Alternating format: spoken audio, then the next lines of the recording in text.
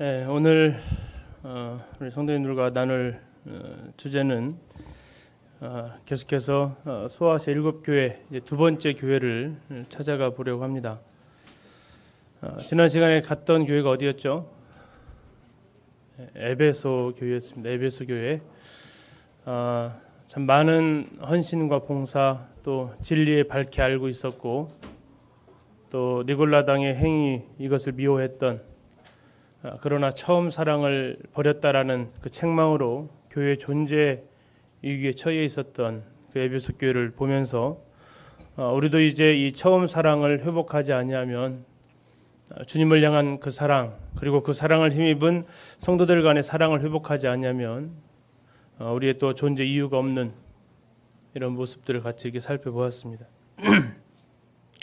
오늘은 두 번째 교회 서머나 교회를 살펴보려고 합니다. 요한계시록 2장 8절부터 11절인데 한번 찾아보시겠습니다. 2장과 3장에 계시록의 7교회가 등장하고 있고요. 그 중에서 가장 짧은 절입니다. 2장 8절부터 11절까지 총 4구절로 되어져 있습니다. 굉장히 짧은 절이고 7교회 중에서도 가장 적은 분량을 차지하고 있지만 그러나 어떤 교회보다도 이 시간 마음이 좀 무겁습니다. 서머나 교회는 7교회들 중에서 책망을 받지 않았던 두 교회 중에 한 교회입니다. 서머나 교회와 빌라델피아 교회만 책망 기록되어 있지 않은데 책망이 기록되지 않은 참 좋은 교회의 모습을 가지고 있습니다. 대한민국 곳곳에도 서머나 교회가 꽤 많이 있습니다. 일반 교단에서 서머나 교회라는 이름을 많이 짓고 있는데요. 그만큼 좋은 교회로 인식이 되어져 있습니다. 그러나 그러한 삶을 살라고 할 때 아멘하고 과연 내가 그 삶을 살아갈 수 있을지는 참 두려움이 있습니다. 특별히 서머나 교회를 우리가 살펴보면서 제 마음에 가지고 있는 이 눌림이나 이 힘든 것 중에 하나가 여기 우리 앞에 청년들과 학생들 앉아 있는데 우리 자녀들이 살아가야 될 세상에 서머나 교회가 현실로 다가올 수 있겠다. 아니 조금 더 빠르다면 우리가 살아있는 이때에도 서머나 교회가 우리의 현실로 다가올 수 있겠다. 또한 동일하게 지금 이 순간에도 세계 어느 곳에 있는 교회들은 바로 이 서머나 교회를 지나가고 있는 교회들이 또한 있는 것도 사실입니다. 그런 모습을 볼 때 우리 사랑스러운 이 자녀들이 서머나 교회가 겪었던 이 고난의 길을 그들이 걸어갈 수 있겠다. 앞에 사이버 형제님도 얘기했지만 퀴어 축제라는 하나님을 대적하는 거기서 어느 동성애자가 쓰여진 팻말을 봤더니 Jesus was gay라고 써 있습니다. 예수님은 게이였다라는 그런 팻말을 들면서 예수님을 직접적으로 모독하는 이러한 현실 저게 2번, 3번 계속해서 반복되어질 때 우리 아이들이 자라가는 그 세상은 이제 동성 결혼이 허락되어질 세상이 될 것입니다. 아마 막을 수 없을 겁니다.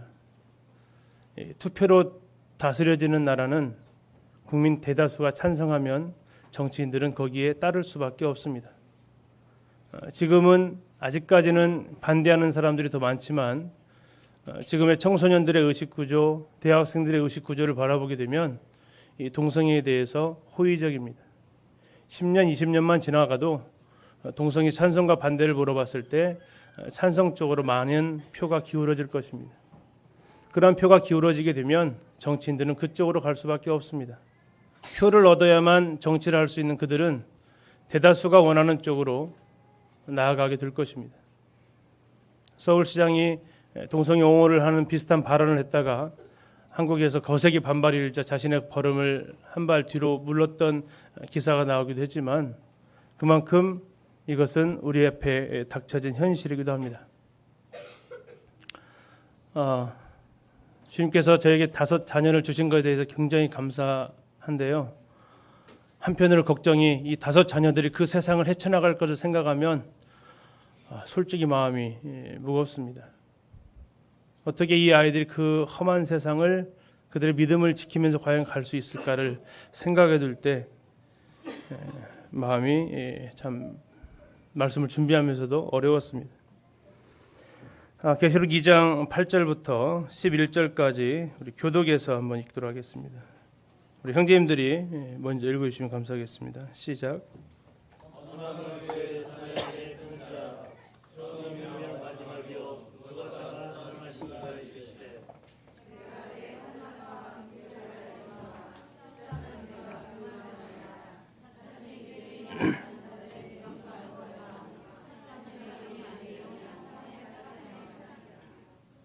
장차 받을 고난을 두려워하지 말라.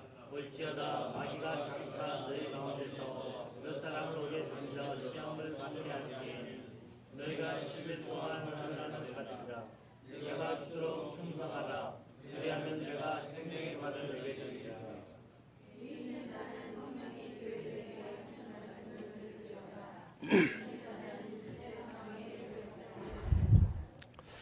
어떤 말씀인지 좀 감이 오십니까?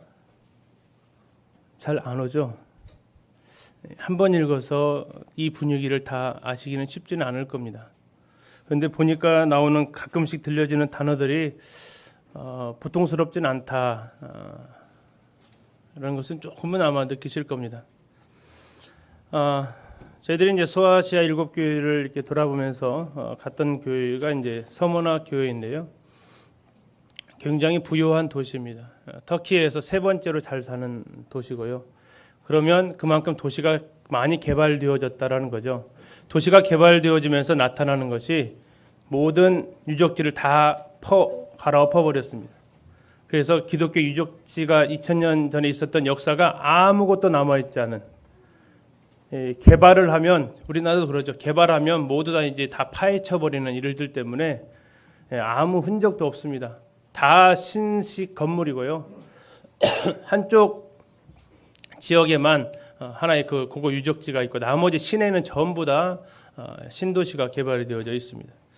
저희들이 갔던 곳은 사도 요한의 제자였던 폴리갑이 이제 순교를 당하는데 그 순교 기념교회에서 또 들어가지도 못하고, 이날이 주일날이어서 들어가지도 못하고 이렇게 밖에서만 사진을 찍었습니다. 에베소 교회와 마찬가지로 이것도 소아시아에 있는 지역이고요. 아시아 7교회가 이렇게 성경에 있던 7교회가 실제로 위치하고 있습니다. 첫 번째 교회가 에베소 교회였고요. 그리고 두 번째 교회가 오늘 서머나, 현재 터키어로 이즈미르라고 하는 도시가 되겠습니다. 세 번째가 버가모, 아마 이거 다음 주에 살펴볼 교회고요. 네 번째가 두아디라, 사대, 빌라델피아, 라오디게아 7교회를 차례대로 살펴보려고 합니다. 7교회를 통해서 주님께서는 지금도 교회들에게 말씀하시고 계시고 지금도 하시고 싶은 말씀들을 담고 있습니다. 서머나 교회로 가기 전에 잠시 한번 생각을 해봤으면 하는 주제입니다. 우리 성도님들 혹시 그리스도인이라는 신분 때문에 불이익을 혹시 당해 보셨나요? 너 예수님 믿냐? 그럼 너희가 안 돼. 그리스도인의 신분 때문에 예를 들어서 취업이 제한되거나 종교를 쓰는 난이 있는데 거기다 기독교라고 딱 쓰면 서류 전형에서 바로 탈락. 혹시 그런 불이익 당해 보셨나요? 승진 시험을 봐야 되는데 당신의 종교에서 기독교라고 딱 써는 그 순간 승진 불가. 사업자 등록을 내야 되는데 당신의 종교가 뭐냐? 기독교라고 쓰는 순간 사업 허가할 수 없음. 이런 혹시 불이익을 당하 보셨나요? 대한민국이라는 국가는 이런 일로 인해서 불이익을 당하지 않죠. 혹시 그리스도인이라는 것 때문에 대학을 진학하려고 하는데 그 학교에서 진학 불가. 원광대 들어가는 것에 있어서도 기독교인이라고 혹시 못 들어오게 하지 않더라고요. 그리스도인이라는 이 이유 때문에 대한민국이라는 이 나라는 아직까지는 불이익을 당하지 않고 있습니다. 그렇다면 또 하나, 그리스도인을 살아가면서 혹시 불편하신 점이 있으신가요? 그리스도인을 살아가면서 그리스도인이기 때문에 당하는 고난 혹시 경험해 보셨나요? 내가 그리스도인이라는 이 때문에 어느 집단에 가게 되면 나를 왕따를 시킨다거나, 내가 그리스도인이기 때문에 아파트 공동체에서 우리 가족을 열의를 시킨다거나, 내가 그리스도인이기 때문에 내가 아무리 좋은 성과를 가지고 있어도 그것을 인정받지 못한다거나 하는 일 혹시 경험해 보셨나요? 우린 그런 경험 아직은 안 해보셨죠?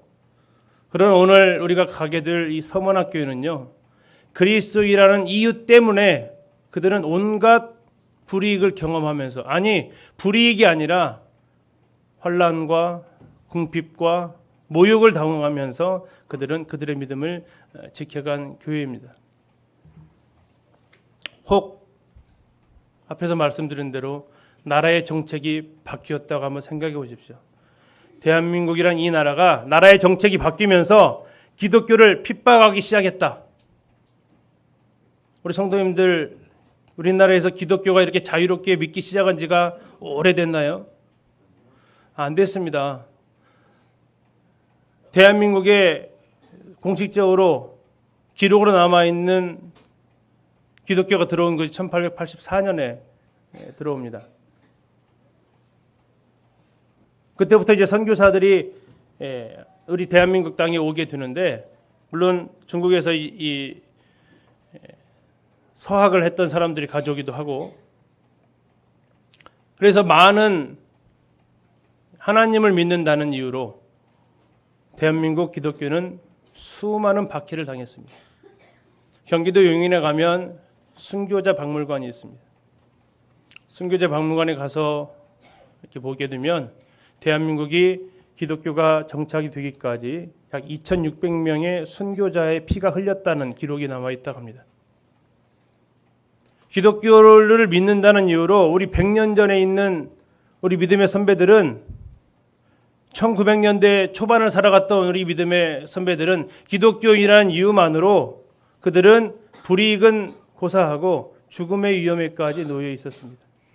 우리는 전혀 그러한 불안 가운데 살고 있지 않지만 그들은 그러한 고통 가운데 살았습니다. 나라의 정책이 바뀌어서 이제 다시 기독교에 대해서 박해가 시작이 된다면 나는 신앙에 대해서 어떤 자세를 취할 것 같으십니까? 나라의 정책이 바뀌고 이제 회사의 정책이 바뀌어서 기독교인은 모든 직장에서 해고를 시키겠다 한다면 나는 기꺼이 해고에 감수하겠습니까? 아니면 내 신앙을 바꿔서라도 직장에 남아 있을 것 같습니까? 이건 저에게도 물어봤던 질문입니다. 동성애가 확정이 되게 되면 학교 현장에서는 동성애를 가르쳐야 합니다. 미국에서 일어나고 있는 현실입니다. 동성애를 가르치지 않는 교사는 파면을 당합니다. 그 앞에서 과연 저에게 물어봤습니다. 너 그 순간에 동성애를 아이들한테 가르치면서 학교 현장에 남아있을 것이냐, 동성애라는 이것은 죄라고 말하면서 거기에서 파면을 당할 각오를 하겠느냐. 우리 성도님들은 어떠실 것 같으세요? 지금은 그리스도인이기 때문에 아무런 피해나 불이익이나 이것을 당할 일이 없습니다. 그러나 앞에서 말씀드린 대로 제가 생각하기에는 제가 살아있는 기간 안에 볼 것도 같아요. 지금 돌아가는 이 속도를 계산하면 여기 계신 많은 성도들이 그 시기를 지나갈 것 같습니다. 이건 7년 대환란을 얘기하는 게 아닙니다. 그 전에 분명히 박해가 아마 있을 것 같습니다. 죄를 죄라 하지 못하는 이런 일들이 일어날 것입니다. 이 단에서 동성애가 죄라고 얘기하게 되면 잡혀가는 날이 올 것입니다. 아마 그 순간에 이 자리에서 제가 동성애가 죄라고 했을 때 그 다음날 저는 있을 곳이 달라질 수도 있을 것입니다. 우리 그때 성도님들은 어떻게 하실래요? 제가 잡혀갔다 하면 어떻게 하실 것 같으세요? 같이 따라 들어오실래요?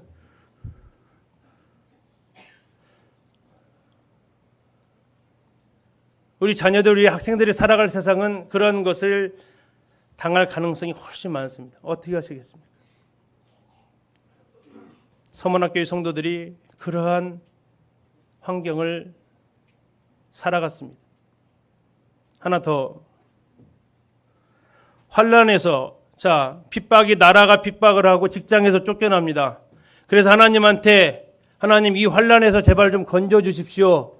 제발 좀 여기에서 좀 살려주십시오라고 기도하는데 하나님 아무 응답도 하지 않으시고 오히려 나에게 더 큰 환란이, 이제 쫓겨나는 게 아니라 잡아다가 두드러 패고 잡아다가 감옥에 가두고 고문하고 그리스도를 부인하라고 나에게 박해를 가해온다면 어떠한 생각이 들 것 같나요? 분명히 하나님한테 이 고통 속에서 건져달라고 하는데 들려진 하나님의 음성은 뭐냐면 죽어라. 그 음성이 들려진다면 우리 성도님 하나님에 대해서 어떠한 신앙의 마음이 드실까요? 하나님 살려주십시오. 제가 정말 죽을 지경입니다. 그때 하늘에서 들려온 음성이 내가 너를 보호하겠다. 내가 너를 지켜주겠다. 이 음성을 기대했는데 오히려 하늘에서 들려지는 그 음성은 도와주고 살려주고 보호해주겠다가 아니라 죽어라. 죽음으로 네 믿음을 보여라. 한편으로 냉정하고 단호한 그 음성이 들려진다면 우리의 마음에 하나님을 향한 어떠한 생각이 드시겠습니까? 지금 서문학교회가 그 상황입니다. 서문학교회의 이름의 뜻은 모략이라는 뜻을 가지고 있습니다. 쓰디쓰다라는 뜻입니다. 이 모략은 예수님께서 태어나셨을 때 동방박사들이 가지고 온 세 가지 예물 중에도 있었습니다. 이건 시신을 방부 처리할 때 사용된 재료고요. 이것은 부서지거나 불태워질 때 향기를 발산하는 재료입니다. 서문화는 이 몰약으로 굉장한 불을 쌓았습니다. 또한 서문화는 상업과 유흥과 휴양의 도시입니다. 굉장히 아름다운 도시입니다. 바닷가에 있는 도시입니다. 우리나라의 부산과 비슷한 형태를 갖추고 있습니다. 그리스의 철학자인 아리스티데스는 이 서문화를 가리켜서 아시아의 사랑이고 아시아의 꽃이고 아시아의 단장이고 아시아의 면류관이라고 이름을 붙였습니다. 그런데 아시아의 면류관이라고 이름 붙인 그 이유 중에 하나는 이 서문화를 삼나무가 둘러싸고 있는데 이 삼나무로 둘러싼 곳곳에 우상의 신전들이 세워져 있었습니다. 그 푸르스름한 녹색으로 둘러져 있는 그 숲속에 하얀 우상의 건물들, 대리석으로 쌓여진 그 건물들이 마치 멀리서 보니까 이 면류관처럼 화려하게 보여졌다고 해서 아시아의 면류관이라고 불렸다는 것입니다. 또 이 키케로는 아시아에서 가장 발전하는 도시 중에 하나라고 했고 스트라보는 아시아의 보석이라고 했습니다. 살고 싶은 도시죠. 매력적인 도시입니다. 휴양지이고 쉴 수 있고 편안한 곳입니다. 서문화는 아름다운 도시였습니다. 로마 시대 때 손꼽히는 휴양지였습니다. 그래서 많은 사람들이 쉬러 갔습니다. 목욕탕이 있었고 해안가이기 때문에 술집이 있었고 또 남자들의 이 성욕을 만족시키는 집장촌이 많았습니다. 또한 이 서문화는 포도주로 유명한 도시였는데요. 포도주를 담그는 기법이 좀 달랐다고 합니다. 포도주를 쓰는데 바닷물을 써가지고 그 바닷물에 있는 소금 이걸 이용해서 독특한 향을 내는 것으로 유명해서 서문화의 포도주는 유명했습니다. 이 서문화는 그래서 이 모략과 포도주를 수출하는 이 항구로서 많은 경제적 이득을 얻었습니다. 그러나 고통스러웠던 것은 마본입니다. 같이 한번 읽어보실까요? 시작.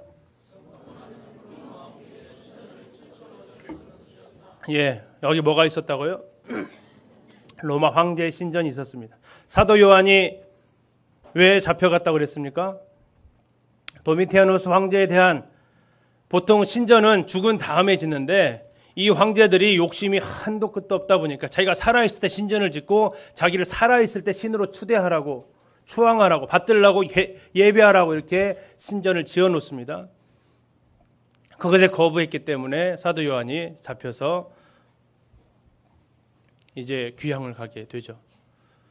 이 에베소에 도미티아누스 신전이 있었듯이 이 서머나 지역에도 로마 황제 신전이 있었는데 최초로 이곳에 로마 황제 신전을 지어진 곳이라고 합니다. 그만큼 로마 황제에 대한 충성심이 대단했던 도시인데, 충성심 이면에는 로마 황제 신전을 세워주게 되었을 때 거기서로부터 로마로부터 혜택을 받는데, 그 혜택은 뭐냐면 세금 면제가 됩니다. 세금을 면제받기 때문에 그 도시에 황제의 신전이 세워지는 것은 그 시민들의 대대적인 열망이었습니다. 경제적인 부를 축적할 수 있는 길이 뭐였냐면, 그 땅에 황제의 신전을 지어놓고 많은 사람들이 그 신전에 예배하러 오기 때문에 거기서 오는 돈을 모을 뿐만 아니라 신전이 세워진 그 도시에는 세금을 면제해주는 혜택을 받습니다. 그러니까 오롯이 이 도시가 경제적 풍요를 누릴 수밖에 없었죠. 그래서 서머나는 부유한 도시이기도 했습니다. 에베소는 계속해서 투정물이 쌓이면서 항구의 기능을 상실하다 보니까 에베소로 들어갔던 배들이 이제 약 80km 떨어져 있거든요. 에베소로 가지 않고 서머나로 오게 됩니다. 서머나는 갈수록 뜨는 해였고 에베소는 지어가는 해였죠. 서머나는 경제적인 풍요까지 누리게 됩니다. 자, 살기 좋은 아름다운 도시, 휴양 도시, 바닷가에 있고요, 운치 있고 아름다운 이곳, 경제적으로 풍요로운 곳, 오늘날 모든 사람들이 살고 싶어하는 곳. 실제로 서머나는 지금도 그렇습니다. 사진으로 좀 보여드리겠습니다. 서머나는 또한 자유로운 종교의 도시였습니다. 단 조건이 있었습니다. 로마 황제에 대한 충성을 맹세하면 모든 종교에 대해서 허용적이었습니다.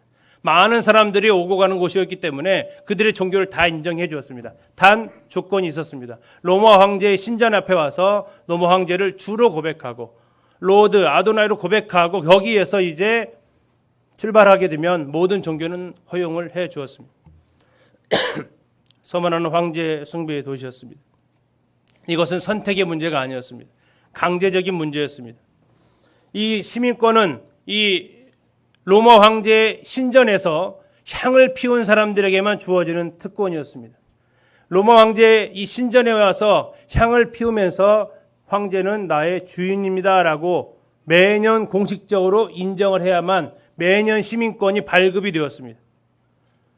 한번 딱 받고 끝나버린 게 아니라 매년 와가지고 이곳에 와서 제단에 향을 피우고 가이사가 우리의 최고의 주라고 공적으로 인정해야만 이 신분증이 매년 갱신받아서 이 서머나에서 있었던 이 많은 것들을 누릴 수 있었습니다. 반대로 이것을 하지 않으면요, 서머나에서 누릴 수 있는 모든 특권에서 다 배제가 되었고 배제될 뿐만 아니라 그들은 공격의 대상이 되어버립니다. 많은 그리스도인들은 자신을 구원하신 예수 그리스도 이외에는 주라고 고백할 수 없습니다. 고린도서 12장에 말씀하고 있는 대로 성령이 아니고는 예수를 주라고 말씀할 수 없다라고 했는데, 예수 그리스도 이외에는 주로 인정할 수 없었던 그들은 이 황제 숭배에 가담하지 않게 됩니다. 황제 신전이 건축되기 전까지는 이런 어려움이 없었는데 황제 신전이 건축된 이후부터 정책이 바뀌어버렸다는 거예요. 앞에서 말씀드렸던 것처럼 대한민국의 정책이 일순간에 바뀔 수 있다는 것입니다. 대한민국 국회의원들이 법을 제정하는 그 순간 우리는 그러한 어려움 가운데 들어갈 수 있다는 것입니다. 그래서 그들은 매년 갱신되어지는 시민권을 받을 수 없었습니다. 시민권이 박탈됩니다. 그들이 장사를 하게 되려면 상인조합이라는 길드라는 조직체가 있었습니다. 그 길드에서조차 그들은 추방되어집니다. 뿐만 아니라 로마 군인들에게 있어서 신문 검사를 할 때 당신의 시민증을 내놓으시오 했을 때 시민증이 없는 경우에 불법 체포가 되고 그들은 이제 그 로마법에 따라서 화형을 당하거나 경기장에서 짐승들에게 찢겨 죽일 그러한 위험까지 처하게 되었습니다. 서머나교회 성도들에게 있어서 이 서머나는 참 어려운 삶이었습니다. 이게 서머나교회의 서머나 지역의 현대 모습입니다. 인구 350만으로 터키에서 이스탄불, 그리고 수도가 있는 앙카라, 그 다음에 세 번째로 큰 도시가 서머나 이즈미르 이 지역입니다. 집들을 보니까 이렇게 단계적으로 이렇게 쭉 지어져 있는 것이 부산과 비슷한 느낌을 가지고 있습니다. 유명한 여기에는 그 호메로스 또는 호머라고 하는 일리아드 오디세이 저자, 그가 여기에서 이제 이 글을 썼다라는 이 사람의 고향이기도 합니다. 이게 서머나 현재 도시의 모습입니다. 좋죠? 여행 가고 싶으시죠? 바다 색깔 한번 보세요. 얼마나 푸르르고 좋습니까? 해변길을 따라서 많은 신식 건물들이 자리하고 있습니다. 지금도 이곳은 많은 사람들이 찾는 휴양의 도시입니다. 그러나 기억하실 것은 이곳에서 많은 성도들이 피 흘려가면서 신앙을 지켰던 곳이기도 합니다. 그곳에 유일하게 남아있는 기독교 유적은 바로 이 서머나 폴리갑 기념교회가 되겠습니다. 이것은 프랑스 선주교에서 폴리갑을 기념해서 건축한 것입니다. 건물의 유형, 들어갈 수는 없어서 유형만 이렇게 사진으로 찍어봤습니다. 이게 지금 들어가는 정문인데 굳게 닫혀져 있습니다.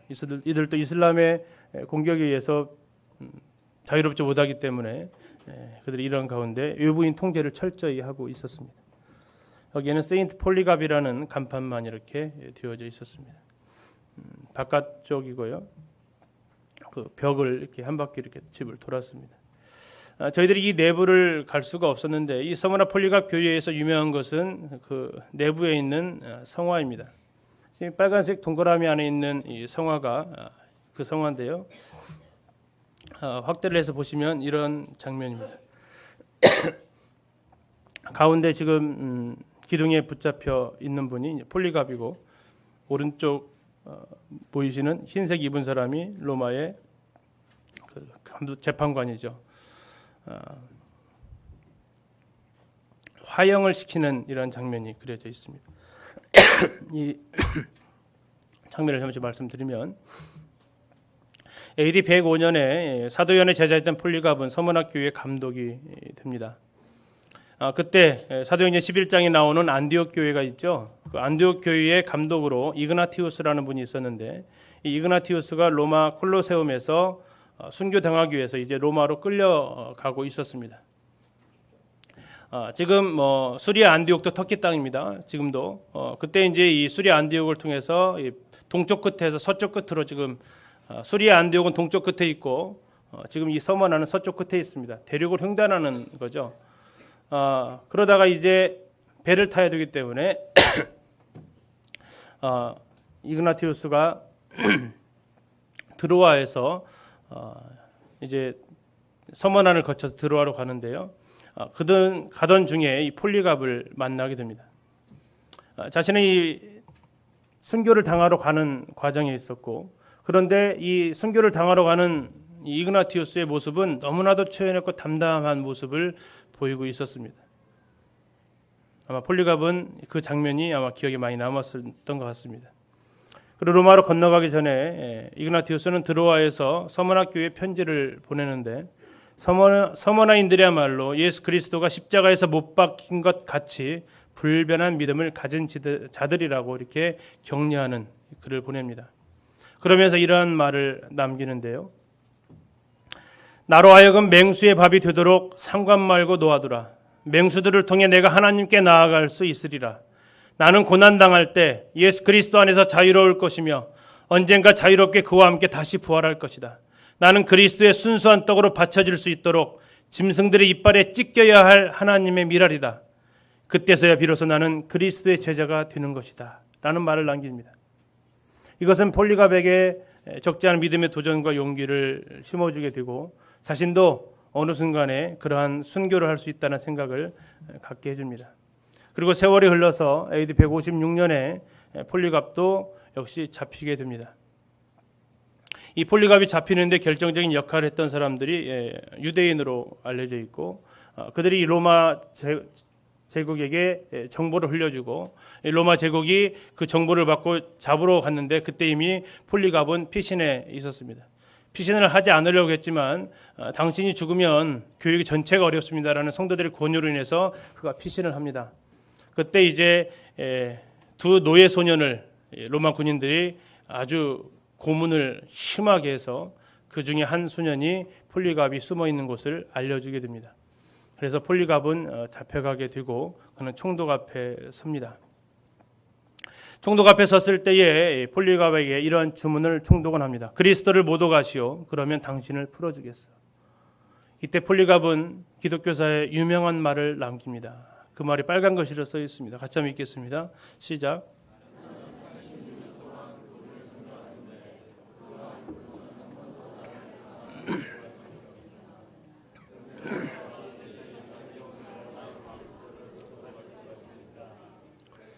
이것은 기독교사의 폴리갑이 남긴 매우 유명한 증언입니다.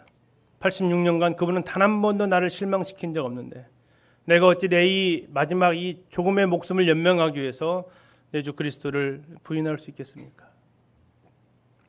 총독이 협박합니다. 만일 당신이 마음을 바꾸지 않는다면 당신을 화형에 처하겠소. 폴리갑 다시 대답합니다. 당신은 잠시 타오르다가 곧 꺼져버릴 불로 나를 위협하고 있습니다. 왜냐하면 당신은 장차 임할 심판과 악인을 위해 예비된 영원한 형벌을 알지 못하고 있기 때문입니다. 왜 지체하고 있습니까? 당신이 원하는 대로 하십시오. 이 소리를 듣고 있을 때 많은 군중들은 폴리갑을 화형에 처하라고 소리쳤습니다. 그리고 총독이 명령을 내렸습니다. 이 화형에 처할 때 나무에다 묶어서 화형을 처하는 줄로만 알았는데요. 거기서 보니까 화형을 처할 때 밧줄로 묶잖아요. 그러면 밧줄이 불에 탑니다. 그러면 이 몸이 자유롭게 되죠. 그러면 뛰쳐나갈 수밖에 없습니다. 불이 워낙 뜨거우니까. 그것을 막기 위해서 화형당하는 사람이 뛰쳐나가지 못하도록 화형당하는 사람을 못으로 나무에다가 박아 고정을 시킨다고 합니다. 튀어나가지 못하도록. 그런데 폴리갑이 자신을 이렇게 못으로 박으려고 할 때 놔두라. 나는 절대 튀어나가지 않는다. 나를 이대로 두시오. 당신들이 못을 박지 않더라도 내가 장작더미 위에서 움직이지 않고 불꽃을 견딜 힘을 주님께서 나에게 주실 것이오. 그는 화형을 그대로 견디도록 부탁을 했고 그 말을 총독은 들어서 그렇게 실행을 합니다. 그리고 전생에 따르면 이 불을 지폈는데 이 불이 다니엘이 나와 있는 새 친구처럼 폴리갑을 태우는 게 아니라 폴리갑을 이렇게 감쌌다고 기록이 되어져 있습니다. 그러자 이 성난 군중들은 그러면 불로 안 되면 칼로 찔러 죽이라고 소리를 쳤고 로마 군인이 그를 칼로 찔러서 그는 죽었다고 합니다. 그리고 그의 몸에서 나온 피는 그를 태우려고 했던 불을 꺼버렸다고 합니다. 이 상황의 이제 특이한 부분 잠시 보시겠는데 왼쪽 구석에 손이 묶인 채 한 사람이 서 있습니다. 그 사람은 이 예배당이 세워졌을 때 그림을 그렸던 레이몽드 페레라는 사람인데 이 순교자 폴리갑의 이야기를 듣고 자신도 순교자의 삶을 살겠다고 그래서 이제 자기가 그 다음 이 폴리갑의 뒤를 이어서 이 순교에 임하는 마음을 갖겠다고 저렇게 자신의 모습을 이 그림 속에 그려 넣었다라고 합니다.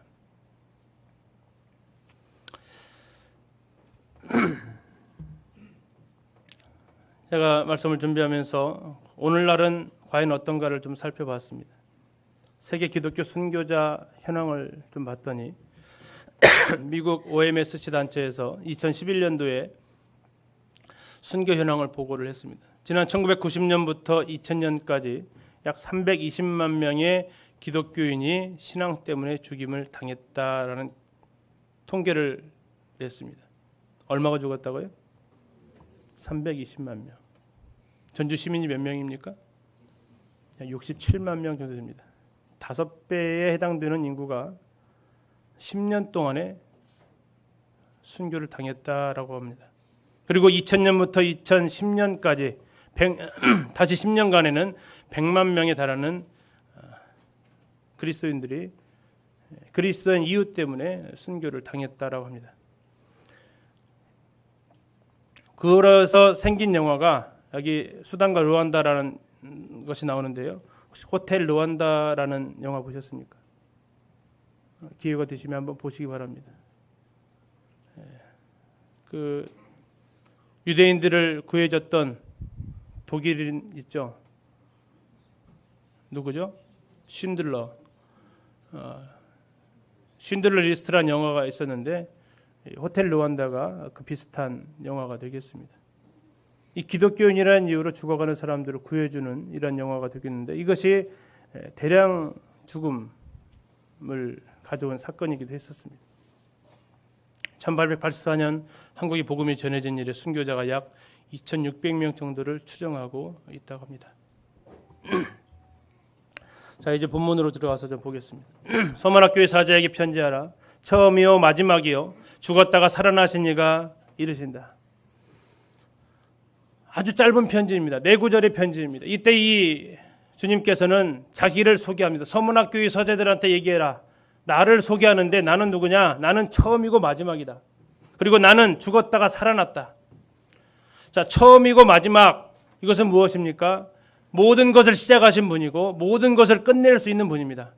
시작과 끝을 책임지고 계시다면 그 모든 과정을 역시 하나님이 주관하고 계시다라는 것입니다. 너희들이 당하고 있는 모든 환난, 그 환난이 바로 내 계획 가운데 있는 시간표다 하고 주님 말씀하십니다.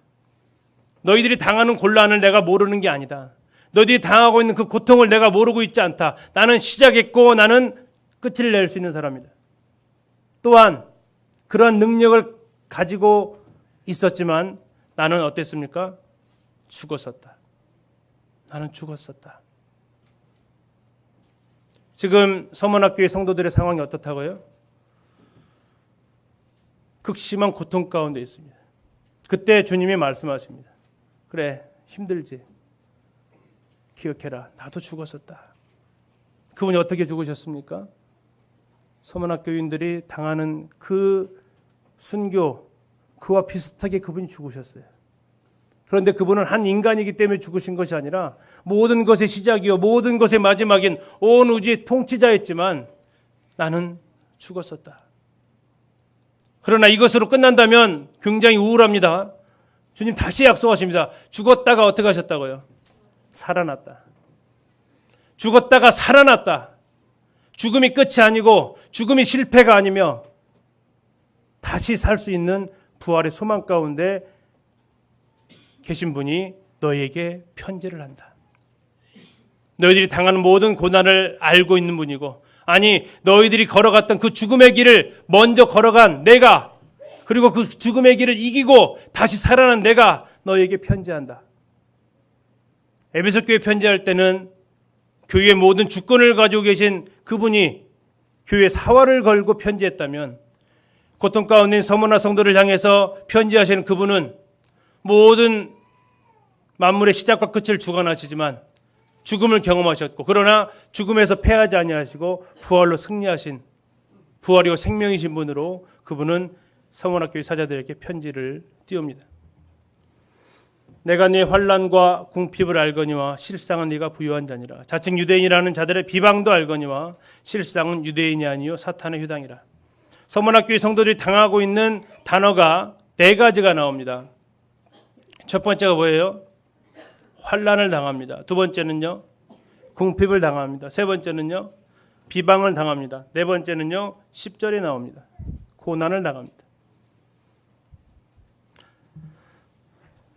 첫 번째 환난이라는 뜻은 헬라어로 튤립시스라는 단어입니다. 이것은 마치 뭐와 같으냐면 거대한 돌에 의해서 짓눌려 찌그러져 있는 상태. 지진 당한 사진 보셨습니까? 그 무너져 내린 그 건물 잔해에 깔려가지고 그 밑에서 신음하는 모습 혹시 사진으로 보신 적 있으십니까? 이게 서문학교의 성도들의 상태였습니다. 그냥 조금 어려운 상태가 아니고 거대한 압력에 깔려가지고 신음신음하고 있는 성도들의 상태가 바로 이 환난이라는 단어입니다. 예수님을 믿음으로 인해서 황제를 숭배하지 않자 그들에게 찾아온 로마 제국의 유대인들의 엄청난 핍박과 박해였습니다. 작년 말 올 초에 주기철 목사의 일사각오라는 영화가 상영이 되었습니다. 다큐멘터리가 상영이 되었습니다. 보신 적 있나요? 그건 좀 보셔야 돼요. 다른 영화 찾아가 다니지 마시고 우리 청년 학생들 그런 영화는 좀 찾아서라도 좀 보십시오. 그가 무엇 때문에 그렇게 핍박을 받았습니까? 신사참배 거부했다고 핍박을 받았습니다. 서문학교의 성도들이 왜 핍박을 받았습니까? 황제 숭배 안 한다고 핍박을 받았습니다. 주기철 목사 그러죠. 나는 죽을 것을 각오했다라고. 그러면서도 나는 주 아닌 그 어떤 것에 경배할 수 없다라고. 그러자 그에게 온갖 고문과 박해가 찾아왔던 것을 우리 그 다큐멘터리, 그 영화는 말해주고 있습니다. 이게 서문학교의 성도들이 당했던 환란입니다. 그때 당시에 많은 한국 교회의 지도자들은 무엇을 택했습니까? 신사참배를 택했습니다. 그것이 오늘날 대한민국 기독교의 부끄러운 역사입니다. 그래서 2007년에 회개운동을 다시 하면서 한국 기독교의 그들이 회개를 합니다. 일제의 핍박에 못 견뎌서 신세참배를 했던 그 일에 대해서 그들이 회개를 합니다. 아는 것보단 낫겠죠. 그러나 서문학교의 성도들은 회개를 하지 않았습니다. 아니, 왜요? 회개할 필요가 없었어요. 왜요? 그들은 환란이 와도 그 앞에 무릎 꿇지 않았습니다. 두 번째 단어는 궁핍입니다. 궁핍인데 어느 정도의 상황이냐? 우리 성도님들 부자이십니까? 가난하십니까?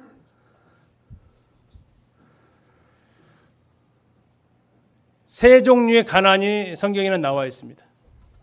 하나, 첫 번째, 생활비가 없는 가난. 두 번째, 생계비가 없는 가난. 세 번째, 생존이 위협되는 가난. 좀 더 쉽게 말씀드리면 생존이 위협된다라는 가난은 당장 오늘 먹고 살 것이 없는, 당장 하루 끼니가 걱정되어지는, 일주일에 한두 끼나 먹어야 겨우 살 수 있는 이 정도의 고난이 생존 단계의 고난입니다. 생계 단계의 고난은 하루 먹어 하루 사는 사람입니다. 저축 이거 딴 거 아무 생각 먹고 냉장고 쌓아도 이것은 아니고 그냥 하루 벌어서 하루 먹는 정도의 가난입니다. 생활비의 고난은 뭘까요? 먹고 사는 건 걱정하지 않습니다. 대신 좀 좋은 옷 사고 싶어도 못 사고, 좋은 음식 먹고 싶어도 못 먹고, 그냥 하루 세끼 집에서 꼬박꼬박 먹는 것으로 만족하고, 그냥 형이 물려준 옷 입어도 그냥 그것으로 만족하고, 옷 기어 입는 것으로 만족하고. 혹시 이 정도 세 가지 단계의 고난 가운데 계신 분 계십니까? 그런데 서문학교의 성도들은 그 중에 세 개 중에 뭐라고요? 생존 단계의 고난이었습니다. 생존 단계. 왜요? 직장 다 잃어버렸어요. 가게를 열어도요, 물건 사러 오는 사람이 없어요. 저희 기독교인 집에야 안 갑니다. 아무것도 경제적으로 누릴 수 있는 것이 없었어요. 그래서 그들에게 찾아온 것이 궁핍이었습니다. 생존 단계에 그것을 위협하는 궁핍이 찾아옵니다. 아까 보셨죠? 서문화는 얼마나 부유한 도시였습니까?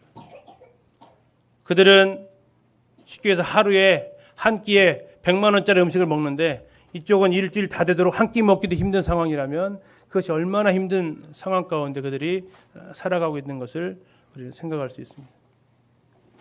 그리스도인이라는 이유로 불이익을 그들은 감수해야만 했습니다. 세 번째, 그들은 비방을 받았습니다. 누구에게 비방을 받았냐면 자칭 유대인이라고 하는 자들로부터 비방을 받았습니다. 그들이 하지도 않은 일을 그들이 했다라고 중상모략을 당합니다. 안 좋은 일만 생기면 그들 때문에 그렇게 됐다고 손가락질을 받습니다. 이웃에서 그들을 욕합니다.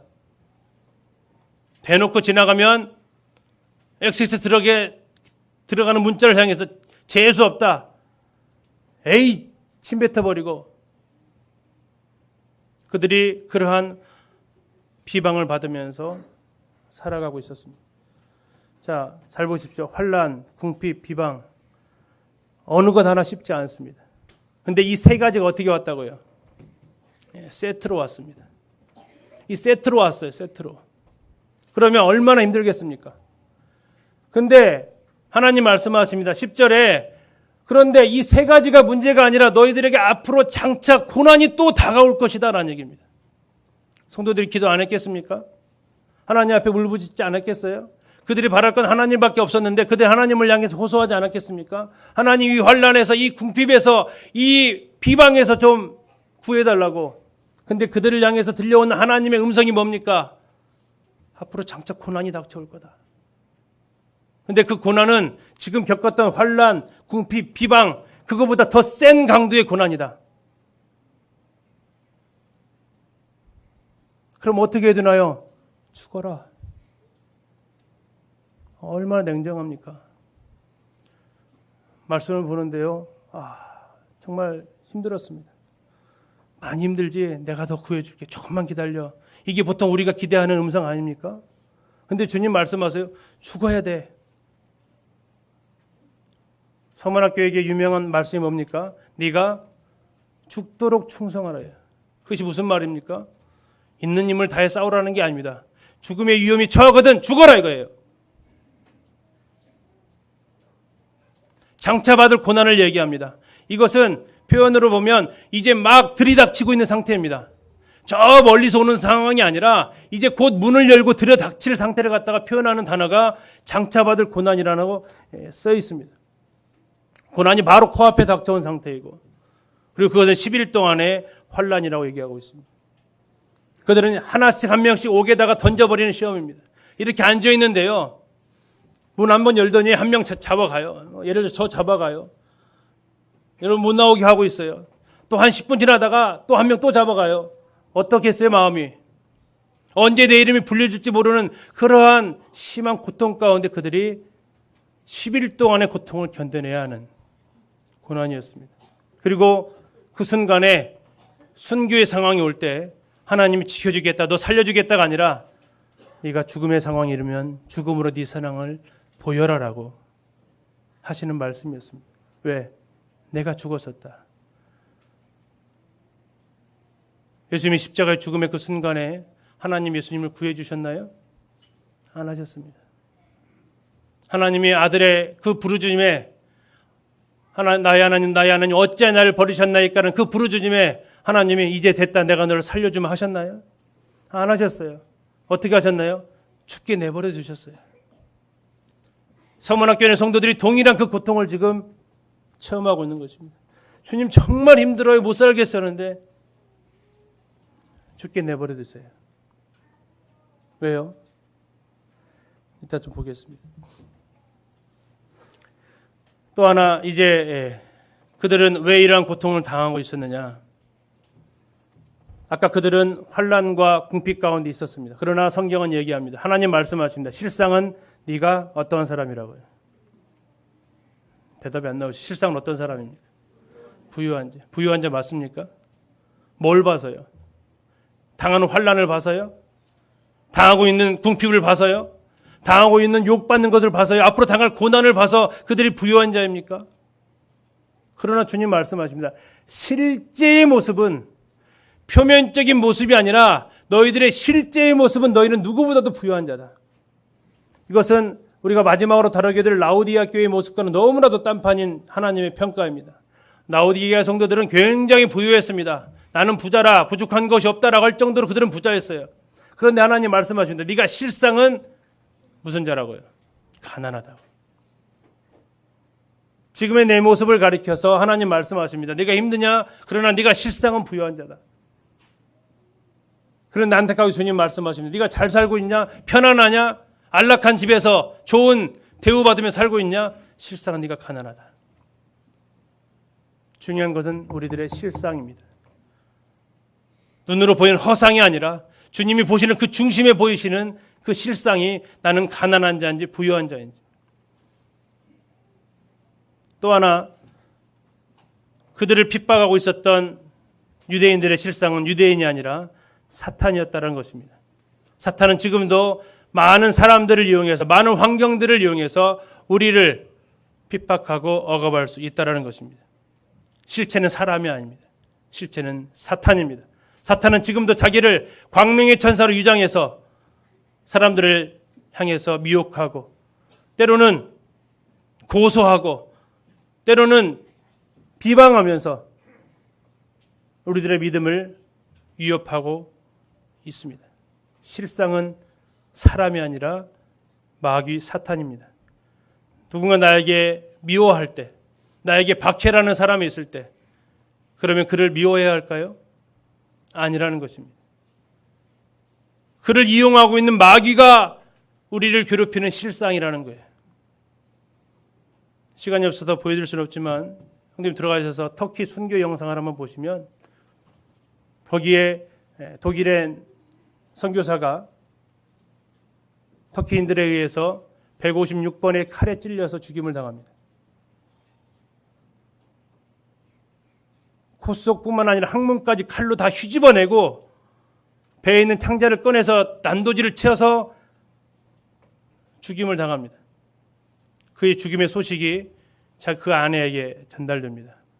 그 아내가 했던 말은 그들을 용서합니다 했습니다. 그들은 자기들이 무슨 짓을 했는지 참으로 알지 못하기 때문에 그들을 용서합니다라고 했습니다. 왜요? 그 실상은 그들이 아니라 사탄 마귀이기 때문입니다. 그리고 터키 교회는 그들이 2014년에 석방이 되었는데 그들을 위해서 기도하고 있다고 합니다. 실상은 마귀입니다. 고난에 대한 주님의 음성을 생각하고 마치겠습니다. 주님 말씀하십니다. 네 번째, 장차 너에게 고난이 올 것이다. 그런데 첫 번째, 너희들 두려워하지 말아라. 다시 말하면 이것은 두려워할 정도의 고난이라는 것입니다. 두려워하지 말라고 하고 있는 것은 두려워하고 있다라는 거죠. 그러나 이제 두려워하지 말고 용기를 가지라고 주님 말씀하십니다. 두려워하고 있는 성도들에게 이제 내가 널 도와주겠다고, 내가 널 지켜주겠다고 그 약속이 아니라 네가 이제는 더 용기를 내라고. 왜요? 죽었다가 내가 살아났으니까. 내가 그 길을 걸어보고 내가 그 길을 직접 경험했고 그리고 나는 살아났기 때문에 너희들도 동일하게 용기를 내라고 말씀하십니다. 당당하게 고난에 맞서 싸우라고. 우리 가로 속에 있는 찬송가 가사 아시나요? 마귀들과 싸울지라 죄악 벗은 형제여. 요걸 언제 불러봤나 모르겠어요. 요새 우리가 자주 부르는 노래는 당신은 사랑받기 위해 태어난 사람. 그 믿음 가지고 이 고난 견뎌낼 수 있을까요? 사랑받기 위해 태어났는데 미움 박해가 찾아오면 과연 그가 견뎌낼 수 있을까요? 우리의 신앙이 좀 더 이제는 좀 당당해져야 되지 않을까요? 물론 필요한 찬송이긴 하죠. 그러나 주님은 이 시대에 우리에게 말씀하십니다. 마귀들과 싸울지라다. 당당하게 그리스도인답게 86세의 노구 그 성도님의 그 당당한 모습 어떠십니까? 단 한 번도 그분은 나를 배신하지 않았는데 내가 이 순간에 내 이 목숨 연명하기 위해서 그분을 배신할 수 있겠느냐. 얼마나 당당합니까? 얼마나 그분의 모습이 우리에게 도전을 줍니까?